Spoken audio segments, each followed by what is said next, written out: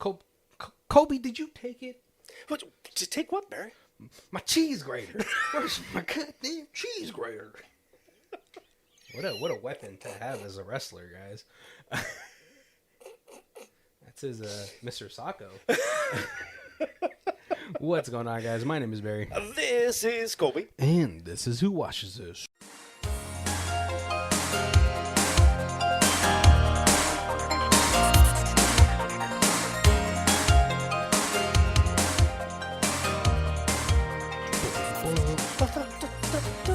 Music. Welcome to the last month of Creature Feature from Another Dimension. And I think today we got a sleeper.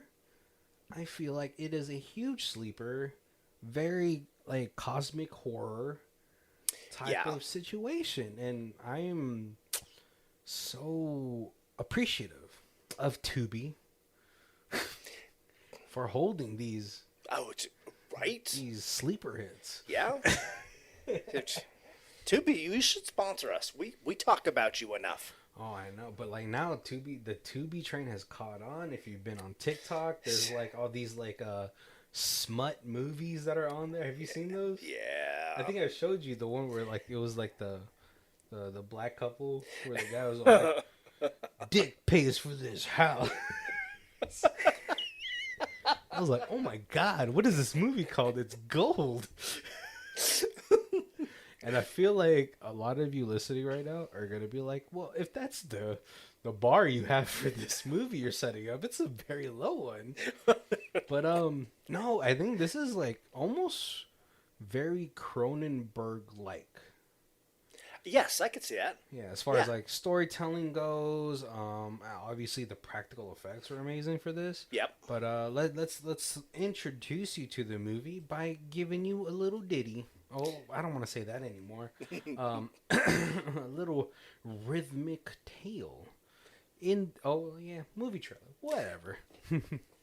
I have a rope, a lantern, and a knife.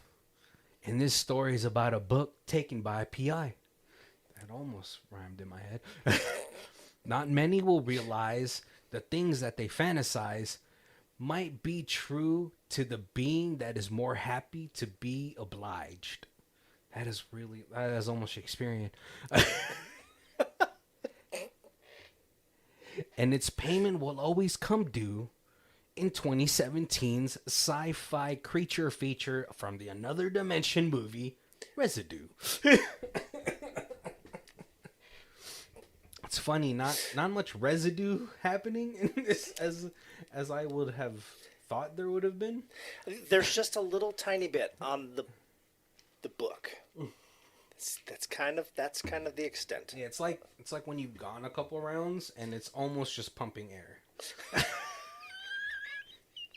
It goes clear liquid and then your Owen Wilson from Shanghai Noon is shooting blanks.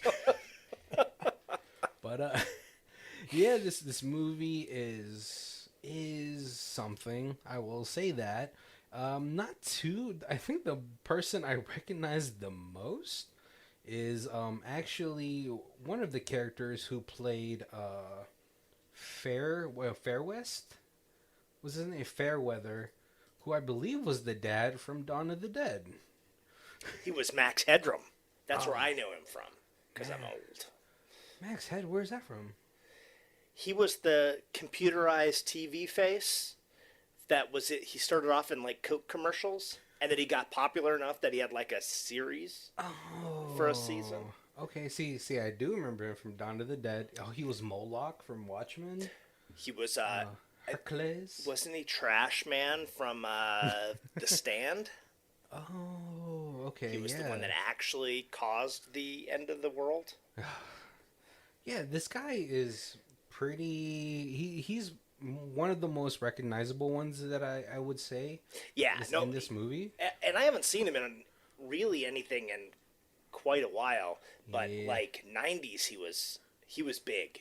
Yeah. Like coming off I guess the Max Headroom was kind of like the late 80s. Mm. And then like coming off of that popularity, he was in a bunch of stuff. Yeah, I mean, like looking at his IMDb right now, it seems like he's stayed relatively busy. But the last thing he did is 2020. Has he passed? I feel like awkward asking that. Has this man passed? No, but I mean, he's 66. He's probably just enjoying the fruits of his labor. Oh, Right. oh, Max head. Okay, I recognize it now. Yeah. You got to see the Lisa Frank. Okay, no, I do recognize him now, and also one of the characters from Saw is also in this movie. I believe he was the other Saw. Right. He's in like 6 Saw movies. Yeah, yeah, but he was like the bad one. Yeah. He was the one that wasn't giving them the ability to actually escape. And then the girl who plays the daughter, she was in Umbrella Academy. Deadly Class. Yeah. Which I gotta say is a shame that it didn't take off as much as Umbrella. Yeah, unfortunately, I feel like I don't know if it was marketing or what on that one. I think it was because it was on Sci-Fi. That might have. But Sci-Fi had a handful of good things going on at that time. Isn't that the same time they had like Borderlands was going, and that show. Oh, Into the Borderlands. Into the Borderlands. That's AMC. Oh, was it? Yeah, with Andy Lau, or not Andy Lau. Oh. Yeah, it was a different. Yeah, You're right. That was a good show too.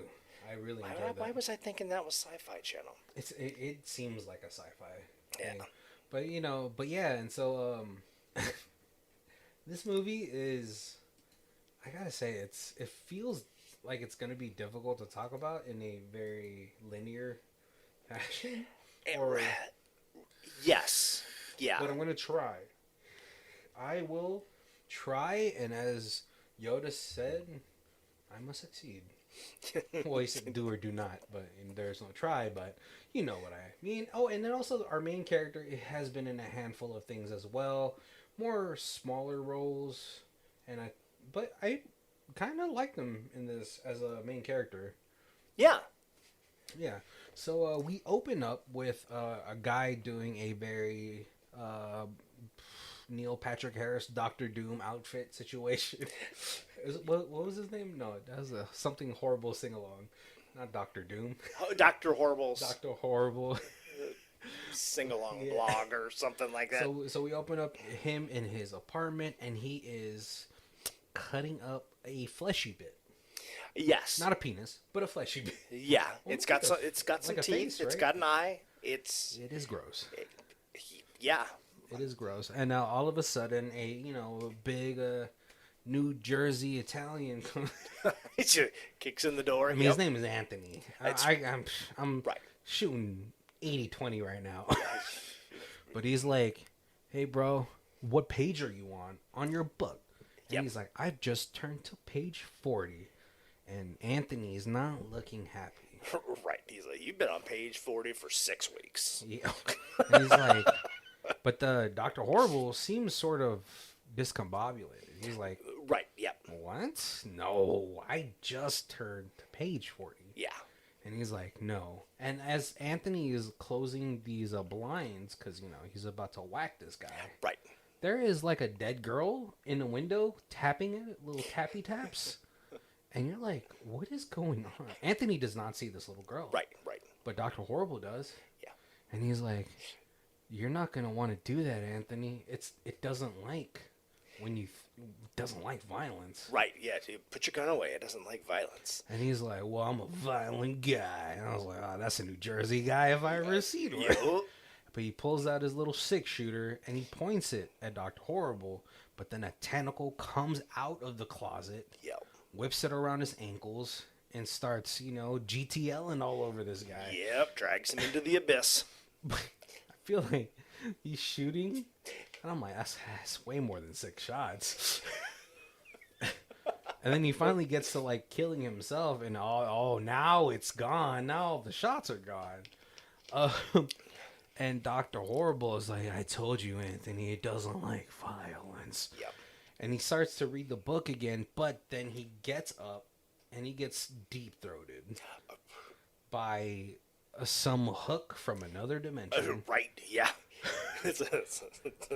And then that was Grizzlebrand. Right, band Grizzlebrand over here. But no, and then after that, we all of a sudden that's our cold open to this movie. Yeah. And then we get a narration from our main character, Luke Harding, waking up on top of a book, and he's like, you know, very old school noir detective. I guess you're wondering how we got here. I guess we got to start at the beginning. And you're like, oh my gosh. And so we get a short clip of Luke doing a job for Mr. Fayweather. Yeah. Where another thing I kind of have to note in this movie, I don't know when in the timeline this movie is, because it kind of looks like today, but then they have like a holographic phones and stuff like that. Right. Yeah. So he's spying on this like priest, and this priest comes to this streetwalker. And he's like, "Oh, my child, you know, blowjobs." And then, you know, the father gets the Holy Spirit and passes it on to those in need. Right. Yep. And Luke gets the evidence. Right. But he's like, "I've been on this job for Mr. Fairweather, and well, I only have 9 out of 10 on the list." Right. And he kind of gives a little explanation that he's finding dirt on, supposed to find dirt on like these 10 people, but one of them is just clean as a whistle, and he's been following him for a month, and the guy's never messed up. Squeaky clean, you know. Squeaky clean. You know, maybe the worst he's done is eat some tater tots from somebody else's table. That's not a sin, though. But no, and so he goes back to Mr. Fairweather, and he's at this like wrestling ring, and like Mr. Fairweather used to just run a wrestling thing, but he's like, "Well, that's not paying the bills. We have great value mankind over here looking for his cheese grater." But he goes over there, and he's like, "You only have 9 out of 10. Look at Rocky over there. Hey, Rock, if I tell you to give me 10 out of 10 cigars, how many cigars do you bring?" So I'm bringing you 10. And that's why he gets all the pussy, and that's why his shoes are better. He wasn't even wearing shoes. He was wearing, like, Jesus sandals. He was like, "That's why you fucking suck, Luke." That's why your dad didn't tell you who he was until the second movie. But, as per contract says, 9 out of 10 gets you 50-50. Yep. And so Fairweather continues to berate this guy, but he's like, "Here's your fucking money, garbage, Yeah, trash." And so Luke takes it, he takes it off the floor, and he has to leave a 10 for Rock, because he has pussy to pay for it. Right. He's standing on it. You don't want to. He's waiting. He's waiting for you to touch his foot so he can kick you in the mouth. And $10, I don't know if it's worth the kick in the mouth. Right. So he gets home, and his home is like, it's not. They call it trailer trash, but it doesn't. It kind of just looks like a regular schmegular apartment complex. Yeah. Yeah. It's not dilapidated. There's nobody on drugs. Right. It's actually a halfway decent size. Yeah. You're just connected walls. You don't even have like an upstairs neighbor stomping around or anything. And then you have a hot landlord. Right. Smoking. And she's like very nifty with her, like thrifty with her money, because she's like, "I'll just clean all the rooms."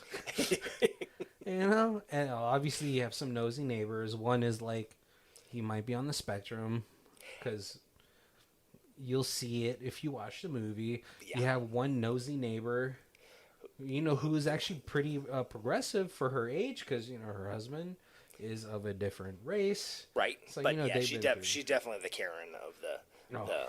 Why are you making so much noise? Yeah. Why are you coming home so late?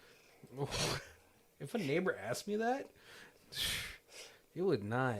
I probably would not say the most nicest things. But I was also like, "Hey, fuck you. You're gonna die soon." Why don't you, use this time to look for a plot of land? It's just I don't think I'd ever say that to an old lady. I probably would just like whatever. Right. Yeah. Just ignore her. But yeah, and so like she gives Monica is the name of the landlord. She's like, here's money, and look, she seems pretty caring because she's like, are you sure you can give me this? Because he gives it like what this month's and past due. Right. Yeah. Because he's like, oh no, I was late last month, and if I don't give it to you now, I'm gonna end up spending it. Yeah, and you just have it. Yeah. And the rent doesn't look that steep because of the cash he got from Fairweather. Right. Seemed like maybe like maybe 1,500 at the most. At the most, yeah. Nah, so it's not and like the place doesn't look so bad. But okay, that's besides the point. But Luke is narrating. He's talking about I really want to work for big game. Mr. Lamont is the big guy in town, and right. One job from Lamont. It's layers like croissants. He's just saying that if you can get one big score from Lamont, then you're probably good for like a year or two. Right, right. And all that stuff. But all of a sudden he gets do a couple jobs a year instead of having to do a couple jobs a month. Yeah. And so he gets a call from Fairweather, and he's like, hey, I got another job. Hey, man, sorry, bro. Sorry. How about you do a job for me, and it's $10K. It's this. I just need you to deliver this book to Huang. Well, he doesn't say book. Oh yeah. He needed to deliver a package, and because he's like, what's in the package? He's like, I'm paying you $10K to not ask. Man, someone paying me $10K to not ask? That's... No questions. No questions. I'll be freaking odd jobs in that situation. You need me to throw a hat at somebody? Yep. Wait, what's his name, Odd Jobs? Yeah. Yes. Yeah. I was trying to think of the name from Austin Powers. Random assignment.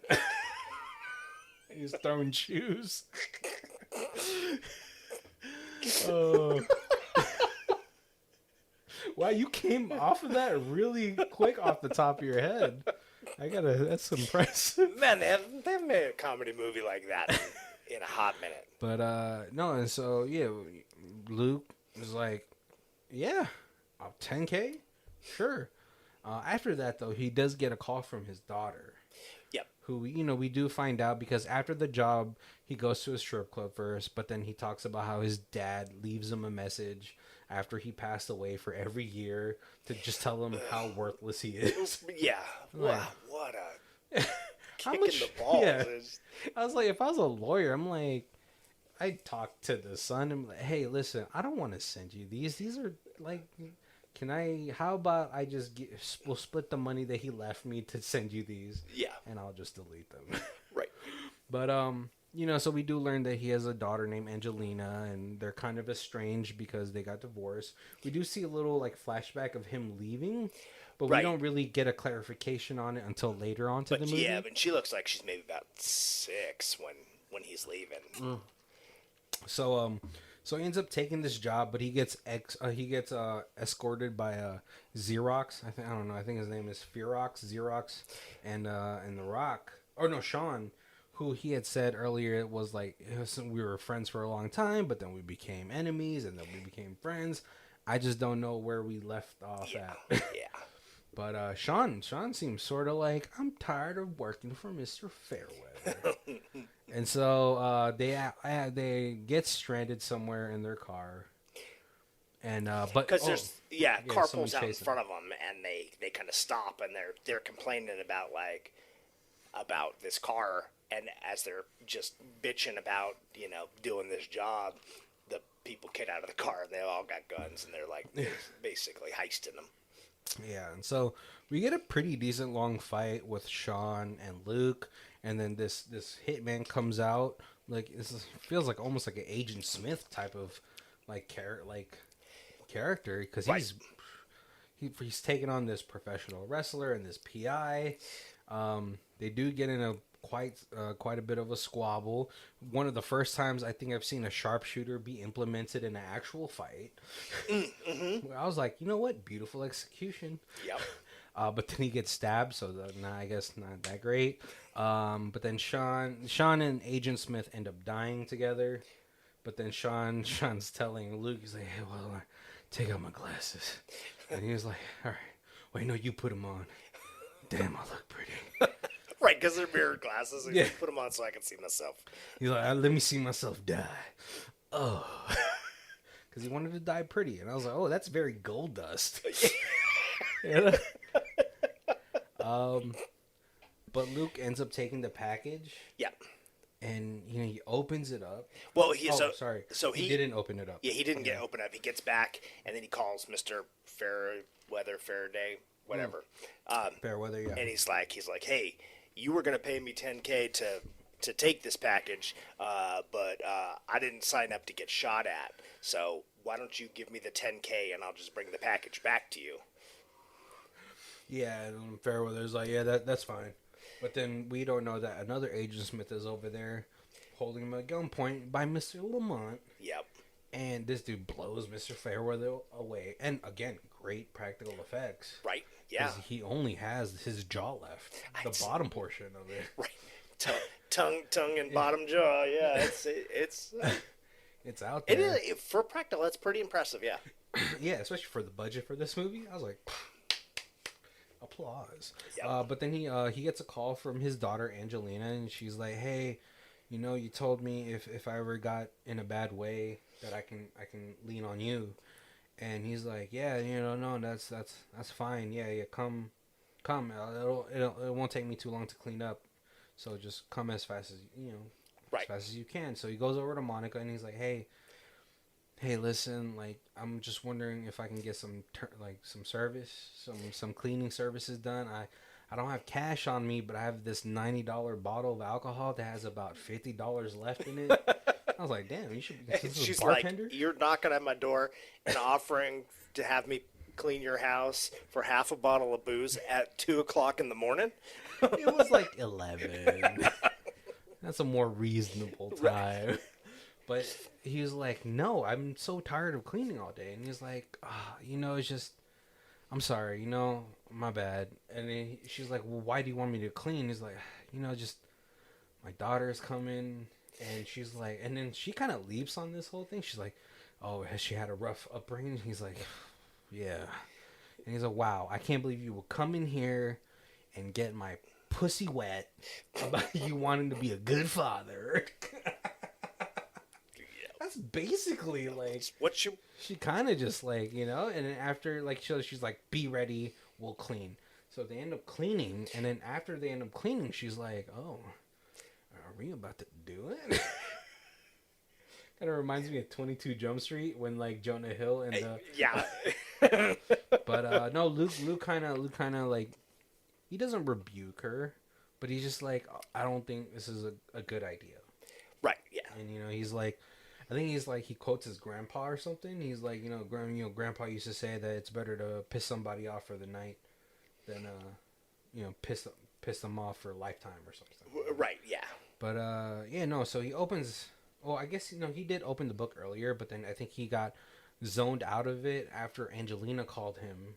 Right. Yeah, because he was already getting sucked into this book, and then she puts like papers on top of the book and all that stuff. But then so he ends up, as far as like them like kind of sorting everything out, he starts reading the book again, and now time is very. The book is a really old journal. It's all like handwritten. It looks, it's like this like super worn, leather bound, like Necronomicon ish. Yes. I was like, do you want to talk about like the things that he's been seeing in the book? So yeah, so as he kind of like he starts to read, it like sucks him in, and it's the story of this we get it in like pieces at a time, but it's this story about this explorer who is with his guys, and like this is his journal as he's writing as they're trekking through the jungle, and something's following them, and he's very like Madam Webbish. Yeah, and he thinks that the guys that are traveling with him are like in on it, and that they're like plotting against him to like feed him to this whatever this thing that they haven't seen that they can just feel following them. Yeah, and so, but then like he's like kind of phasing in and out of this book. Right. Because like when he comes out of the book the first time, he like pulls up like the recording that he had put up, and it's like about 8 different starts. Yeah. It's like Right. Yeah, because he's kind of had like a little voice recording on his phone on like notes about the book. But yeah, like he doesn't even remember. He remembers making one, and then there ends up being like 8 different ones, and 1 or 2 of them he's like in like a very manic state. it's like when Neo first went into that room with the TVs in it. Yeah. Very much like that, and it keeps going until like one of them kind of sticks, or like when he phases out of it, and he's like he hears a little girl saying, "I hate your keys."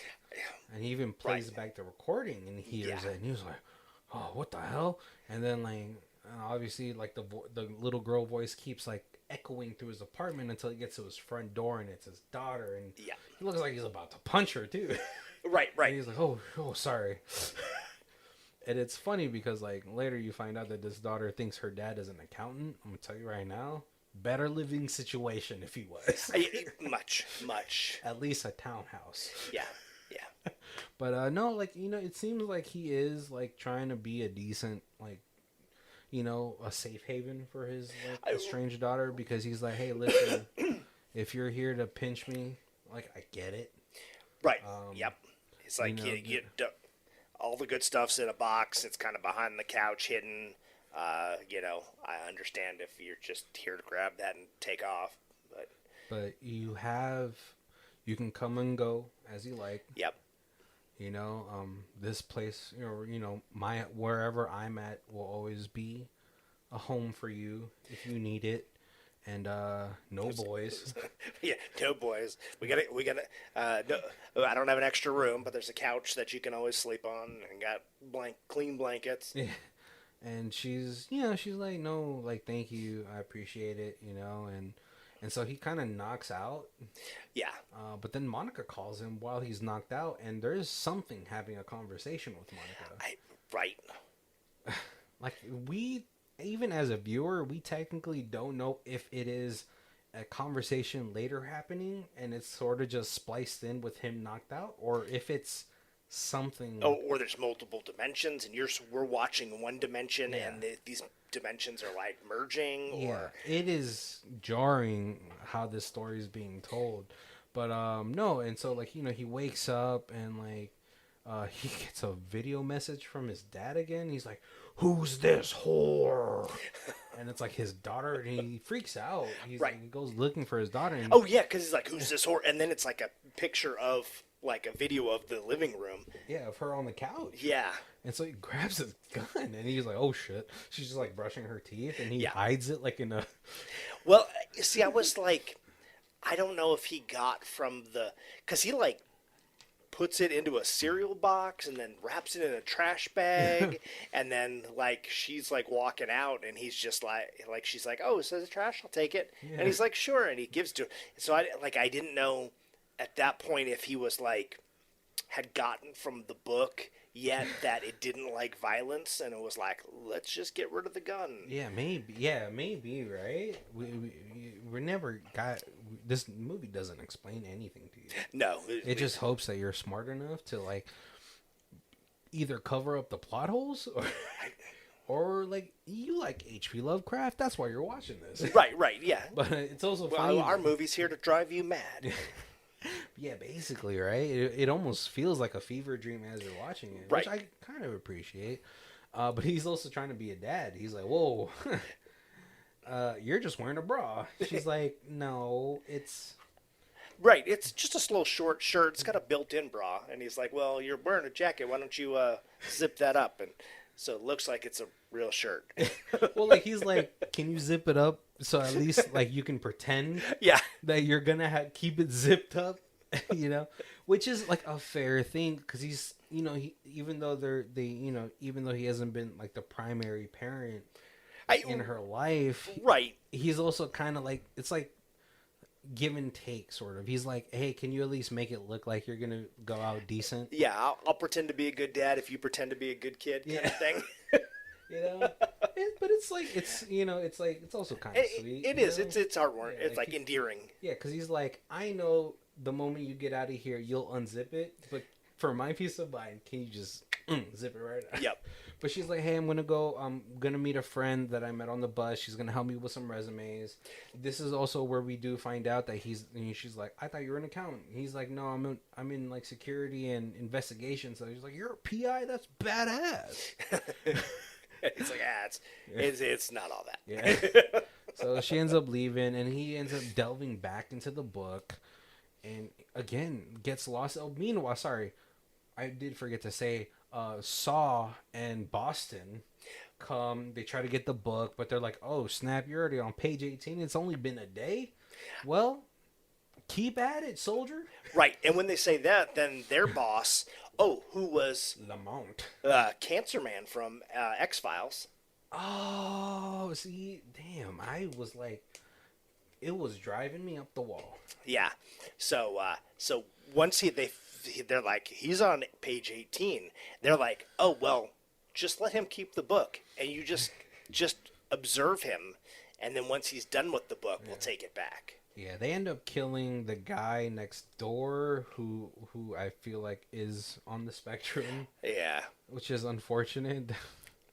But then like Saw sort of starts to get sucked into the book too. Right. Yeah, as they're observing him. Yeah, you can see enough of the book, and it's kind of like if you read any of the book knows it. Yeah.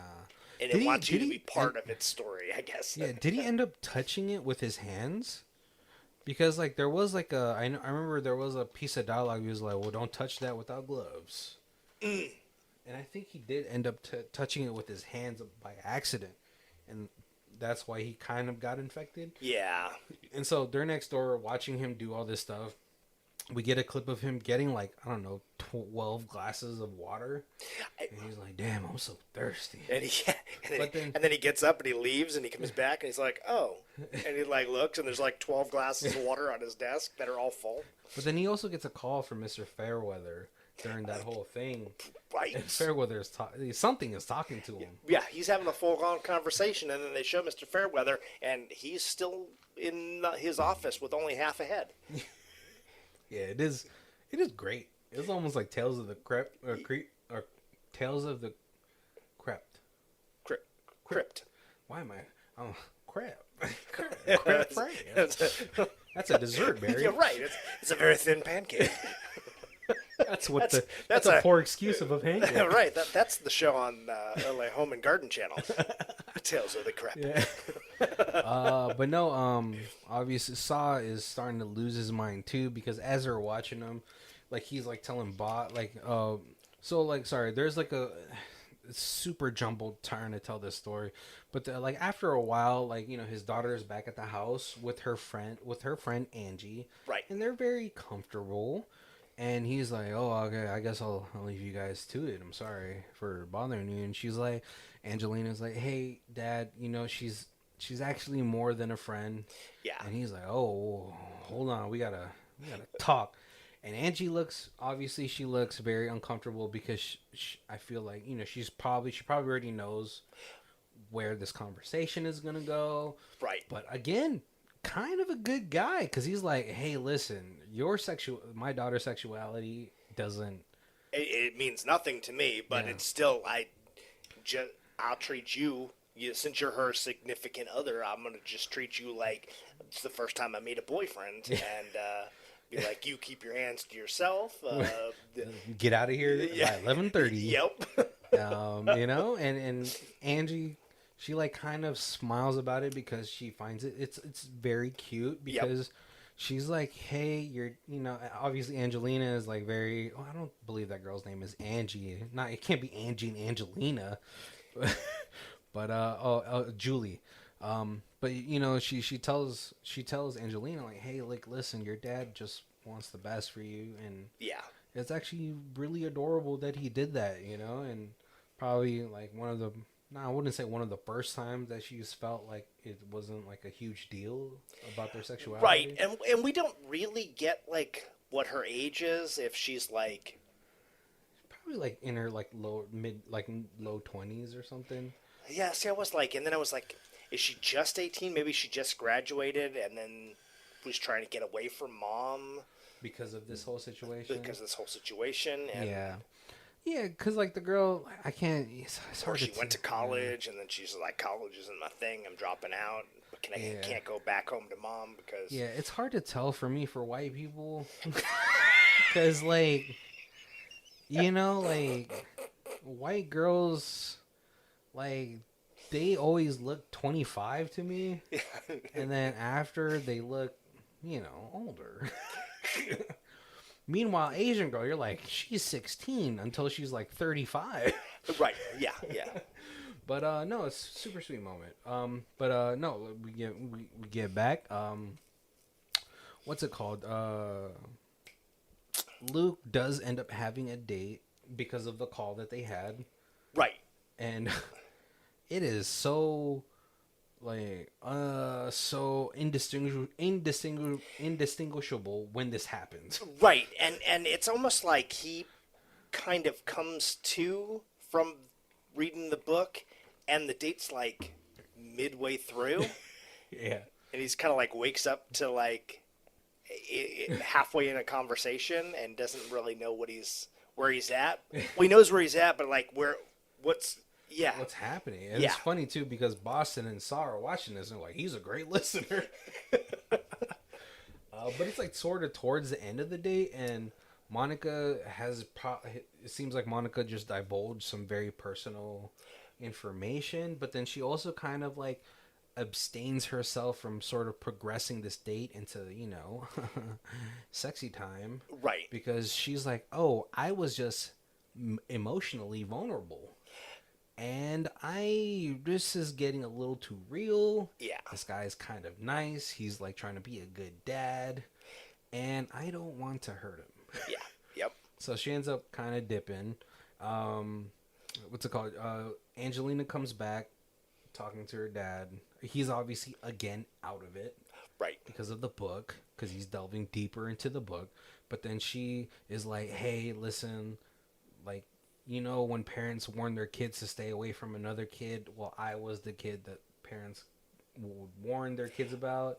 Yeah. And I think I really just messed things up with Julie. And, and he's like, well, what's going on? And he's like, I'm no fun and all that stuff. And he's like, well, hold on. Does your phone have some music on it? And he puts on some music. It's a very cute father-daughter situation. Right, yeah. Because he's like, well, if things get a little boring, all you got to do is dance. And she's like, I don't dance. He's like, oh, you got to learn one dance to one song, and then that's it. That's your, it's super easy. For you kids out there, all you need is a two-step. Yeah. Even as a girl, little two-step, maybe a little butt wiggle. And that's all you really need. Dancing is so nerve-wracking when you're like young, going to your first dance. You're like, I don't know. Right.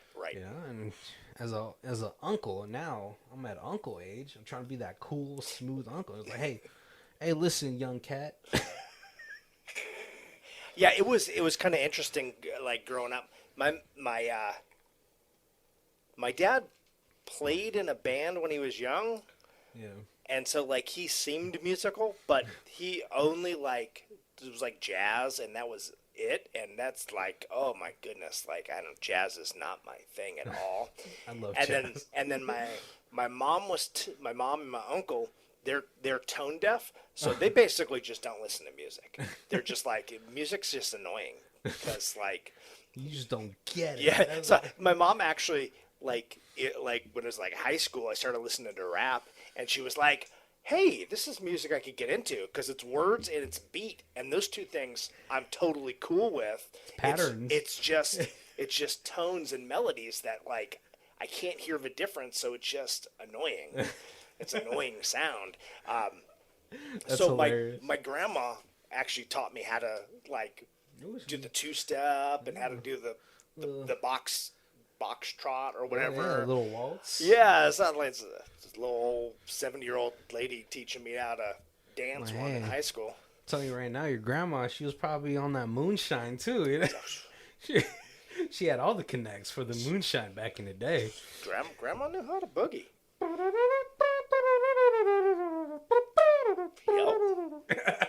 She was in those big bands, you know. But no, so a super cute moment with them, and but at this point, Boston and Saw, they call their boss and they're like, "Hey, in the video, why is there a third guy?" And it's the guy that they killed. Yeah. And And they're both like, what are you talking about? They're looking. I looked around like you could see me. They look around and they're like, what the hell is wrong with you? Why does he keep saying there's a third person in the room? There's just the two of us. Yeah. And so Saw is like, Boston gave Saw some advice earlier. Hey, if there's ever trouble, just run. Yep. Because nothing's more important than your life. Solid advice. Right. You know? Advice that you've gotten throughout any movie. You know, Jenny told that to Forrest. Right. You know, Yep. just run. Don't be a hero. Just run. And so Saw was like, I'm gonna run. Because Boston ends up getting killed by the neighbor, and then he ends up getting his eyes like shaving creamed up too as well. Meanwhile, Karen neighbor, her husband gets infected by whatever was in the book on page 18. Yeah.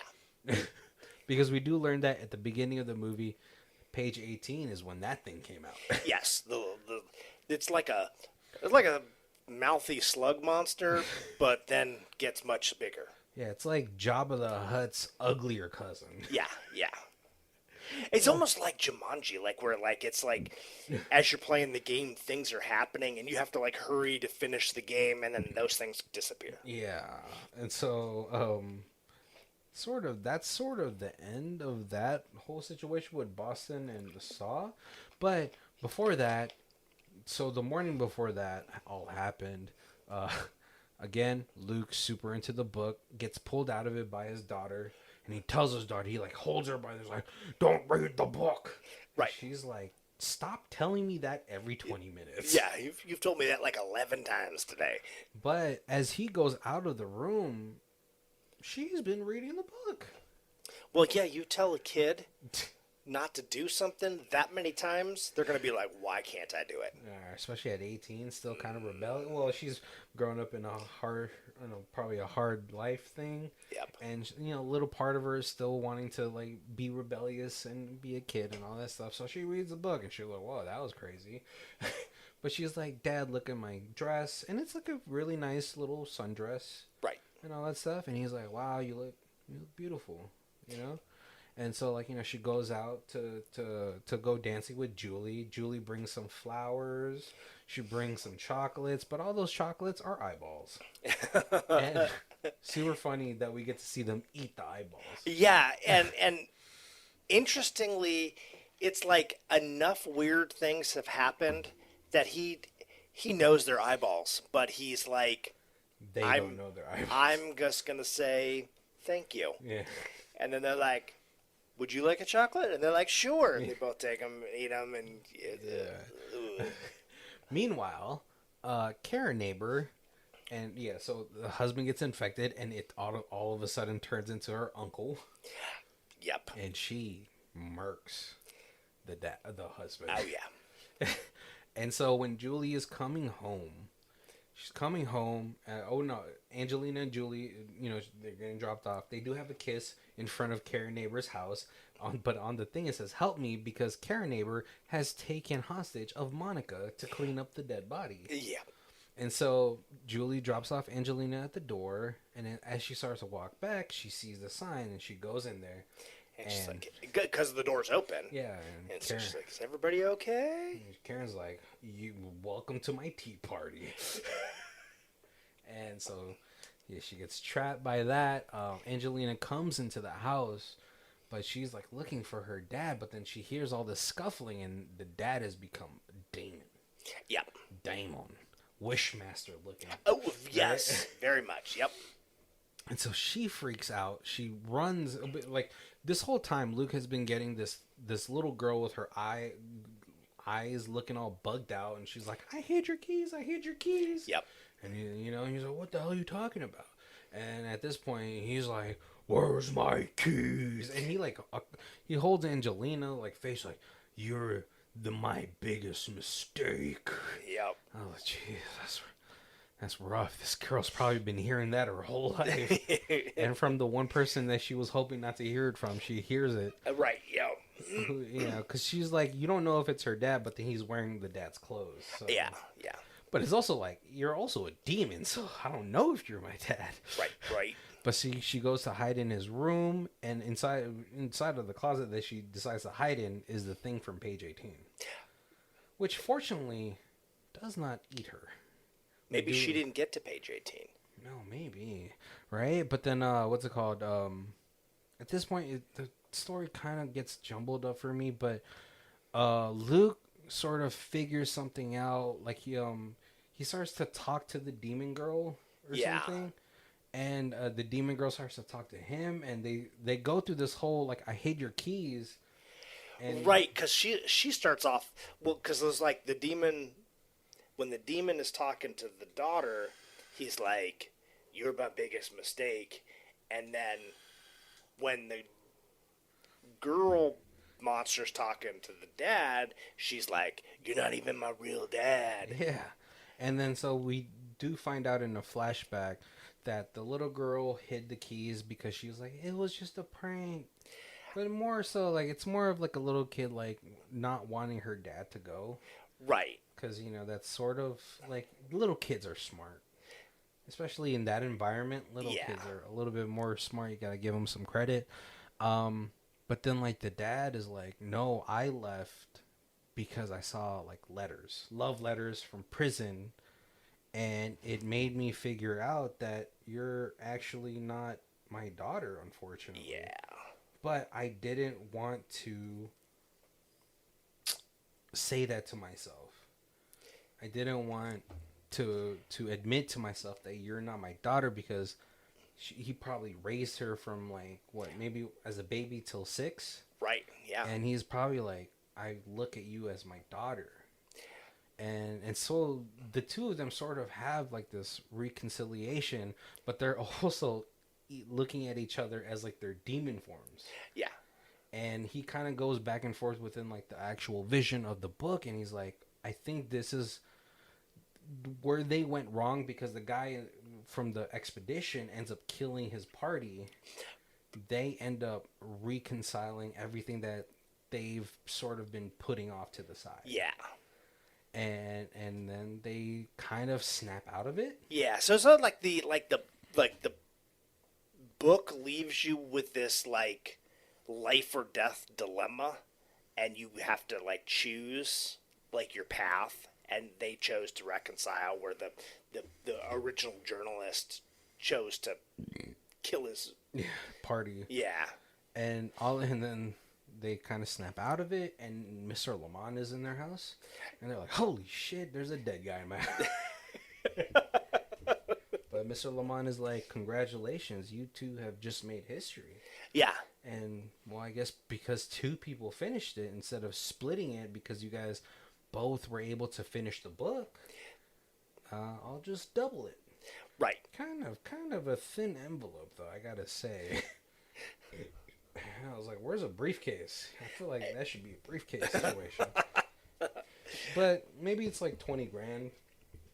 Yeah, I don't know. and it was kind of one of those things where it was like, Or maybe it's a check. You get that the when he was at the beginning of the movie, he was checking out these, like, 10 people, and one of them he couldn't find anything wrong with, so they were like, this person's, like, pure. Maybe if he doesn't have any demons, and he like, you know, skeletons in the closet, maybe there's nothing to attack him when he reads the book, and that's they were going to pay him to read the book, and that's yes. But once he opened the book and started reading, and they're like, "Oh, you're already at page 18 and it hasn't killed you yet, so read it, keep reading." Yeah, and so he's like, yeah, and Luke is like, you know, fortunately, like, I'm already forgetting things about the book, but Mr. Lamont is like, hey, I'm going to take the book and all your recordings. Yeah.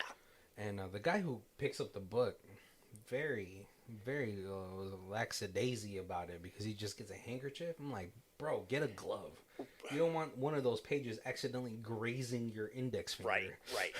But he puts it, like, in this, like, top-down case. But then the daughter goes to Mr. Lamont and asks him a question that we never get any clarification on. Did you like get any? Did you? Okay, because I didn't. Because she goes to Mr. Lamont and she says something to him, and he just smiles. And I was like, what? Oh man, I kind of wish I knew what that was about. But yeah, as they go out, there's another person waiting there, and you're like, oh fuck, it's the guy from the beginning. Yep. And so, so this movie, it's like almost like a Daredevil situation, but like totally did not know, like didn't really see it coming, because like throughout the movie too, you see glimpses of him in their visions, but it turns out that Luke is the one that's been giving him like sort of pointers for the book. Right. Which leads us to the beginning of the movie where he's like, I've been expecting you, greasy Anthony. And the movie kind of just ends there. Yeah. Now, before we get to talk about our thoughts about this movie, let's get to our other section, high star and low star. So we got a 10 out of 10. Great film, fluid acting. I got to watch this at CryptCon with the director, writer, lead actor, and William B. Davis in attendance. They were all really nice, and the movie was fantastic. The acting was very natural. The storyline was great, and I loved the little hints of things that paid homage to other movies that were inspirations to this one. My only complaint is that it wasn't longer. The director told me that the budget was pretty low, and that I can only imagine that if they had a bigger budget, it would have been even better. But it was great as is. I really look forward when it comes out in the future. And then we got a 1 out of 10, boring and slow. Got suckered into watching this movie by the good reviews. I thought it was stupid from the beginning, but kept watching and watching because I was hoping it would get better. Though a review said the ending was good, the whole movie was nothing but a boring, low-budget waste of time. Wish I can get the time I wasted watching this movie, but I can't. Maybe you can. I gotta really disagree. I mean, I understand, like, this movie might not be for everybody, especially because of the way that they tell the story. Right. But I think it's pretty solid. Yeah, like you said, there's a lot of fill in the blanks, and I've on a movie like this, that's certainly intentional. Like, they want to leave you with the mystery. They kind of give you a fragmented story that has a beginning, middle, and end, and then like a lot of little holes for you to use your imagination on. So yeah, it's not for everybody, but yeah, no, I enjoyed it. I thought. Yeah, like I think maybe the one gripe I had with the whole thing was just the whole, what is this demon about, or what is this being about? Because it's like, oh, to escape this like hold that it has over its readers is like, oh, you guys just don't do violence. Just right. Reconcile whatever inner demons that you probably have, or that's the only thing I was like, I kind of wish I got some clarification or some lore on, just because it's like, what was the whole point of this book? You know, like, is it capturing the souls of the things that it takes? Is it beating that way? Is it right, where like the Necronomicon is like, you know, the book of incantations, you know. This certainly came across more like it was just a journal of this person who is going crazy and being chased. But is that the reason that it got, you know, cursed or whatever? Or is the book just meant there to drive people mad, and what does it gain from doing all this? Because I mean, like, obviously with anything sort of evil coded, you're just like, oh, it's just trying to kill as many people. But there's also like, with the Necronomicon is like, no, they want to escape, or right, yeah, you know, they want to take over. There's like clarifications on like, or at least motives. Right, yeah. They're just trying to trick you into saying certain passages because that releases demons into this world or opens a gateway or whatever. And this didn't seem like that. It seemed much more like a demon therapist. Yeah. It's like, it's either going to kill you or you're going to resolve a lot of buried issues that you have in your... yeah. What are some of the things that you like that really stood out for you, Colby? I like I said, I like enjoyed it. I liked that it kind of, it ended where it began. That, like, I was kind of always an interesting way to do a movie. Yeah. That, like, they did a great job of showing him, like, kind of going a little crazy. Like, he never went over the top and became, like, yeah. But it was like, yeah, certainly, like, you wake up and reading a book, and then you look up and you have, like, recordings of yourself making notes on the book that you don't remember having. And, the thing where, like, he was like, I'm thirsty, I'm going to get a glass of water. And he comes back and there's like 12 glasses of water there. Like, that was super interesting, like, the way they portrayed that. Yeah. And, like, it was also, like, scaring me that I was like, oh, please don't tell me he killed his daughter. Right. Yeah, because the whole time you're like, what's that noise? Oh, my God, did he kill his daughter? And I was like, please don't. And so, I mean, I guess, like, the ending is sort of, like, so-so for me. I mean, I do like, it's, like, the message was there for it to be like, hey, talk your feelings out and resolve all these issues that are underlying in this cracked relationship, which is, like, fine. Like, I kind of did dig that as well, but I was just, to me, it's just, like, I'm such a, like, lore-heavy type of person, like, right, yeah. that I want to know. And I was like, what is this guy? Like, was he just a demon that was like, I'm sort of, like, chaotic neutral, Yeah, because if they went into the writers, like you said, like, into the writers, maybe, like, if he talked about, like, comparing the friends and stuff to, like, past events, how it was the curse was following him, it would explain a little bit more why the curse was moving forward. Yeah, and, like, they were, like, on this huge expedition during that whole time, because they do a flashback to this whole thing a fair amount. Right. That, like, you could have had somebody narrate, like, oh, this was Ulalek, the demon therapist. Right, yeah. If they were like, hey, we found this tribe, or, like, the ruins of a tribe that used to be here, or something, it would have... It doesn't have to be full, but, maybe you don't even give, like, the name of the demon, but just something that it's known for. Right, yeah. So I'm like, oh, okay. Like, oh, this used to be a peaceful society until people started harboring feelings. Right. Yeah. It was with the archaeologists studying this small town, or this small, like, tribal area where everybody killed each other off, or something, like, so there was, like, a little bit more. Yeah, because we do have that even, like, in real life history, where, like, like, oh yeah, this was a city of gold, and then it was not. Right, exactly. And yep. That's like, people are still trying to figure those kind of things out. Where's Atlantis? Still trying to figure. And so I think that would have been really good. I think that would have sort of put this movie over the top a little bit for me.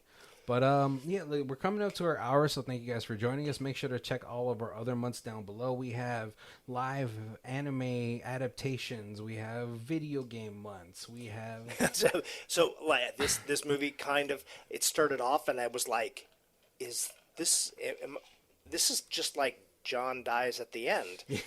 But the guy who wrote that, we did a whole month on movies that he recommended. Yeah. So, like, we have so many things out there for you guys to check out that there's definitely a theme out there for you. But if this is the first time you guys are joining us, we do have our reviews in 4 different sections. We have Stream It, DVD It, Blu-ray It, and the Ultimate Box Collection. Kobe, where are you at for this one? Man, I'd love to see if there was extras on the Blu-ray. Yeah. If you had, because, like, the review that we wrote was, the guy was like, hey, I watched this with the director and some of the actors and some of the writers. If you got a little commentary, a little bit more of, like, hey, if we had a bigger budget, we could have done, I would certainly pop up to Blu-ray to get a little bit of extra. If there wasn't necessarily any, I think probably DVD. Yeah, I mean, this movie is like 82, a tight 82, which barely qualifies as a full-length movie. So yeah, there's definitely spots in this movie. If the Blu-ray was like a director's cut, added 15 more minutes in, definitely Right. definitely worth the rewatch and worth for the extras and all that stuff. But as it stands, probably just the DVD as well for me. Yeah. Yeah. Well, thank you guys for joining us. Make sure to check out our links down below where we have all our social media stuff. We get all of our socials, our Facebook, Twitter, Instagram, TikTok, YouTube, Threads, all that kind of stuff. Hey, and we kind of kept joking this about this being like an H.P. Lovecraft. We did do the Color of Space. Color of Space with Nick Cage a little while back. That kind of totally fits into this month as well. Yeah. But thank you guys for joining us. My name is Barry. This is Colby. And this is Who Watches This. If you guys want to check out the theme music, it is Lee Rosevere. It's called Arcade Montage. It's on our album Music for Podcast 3, and our Bandcamp is down below. Thank you.